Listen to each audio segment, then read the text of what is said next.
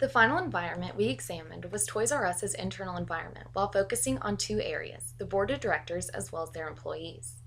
As the governing body, the board of directors are responsible for overseeing the proper management of the organization, and in the case of Toys R Us, we were able to see how poor financial decision making ultimately led the company to bankruptcy. The residual effect of the company closing also had an impact on its employees. We discovered during our research of Toys R Us that the company went from a publicly traded status on the stock market back to a privately owned entity in 2005 thanks to a leveraged debt buyout.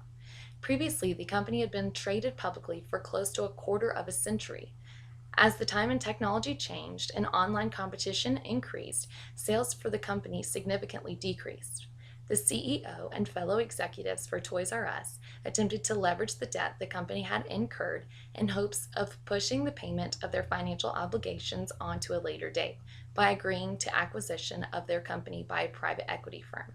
Despite these efforts, the company eventually filed for Chapter 11 bankruptcy, resulting in the closure of 735 stores and nearly 33,000 jobs lost. Most Toys R Us employees were part-time and seasonal associates, and management would staff their stores and distribution centers based on high seasonal demand and sales such as Christmas time. Our research from the reviews of previous employees on career websites show that although most personnel were dissatisfied with the working wage and sometimes store management, that seems to be a consistent theme with the overall enjoyment of working for the retailer as well as working with fellow team members.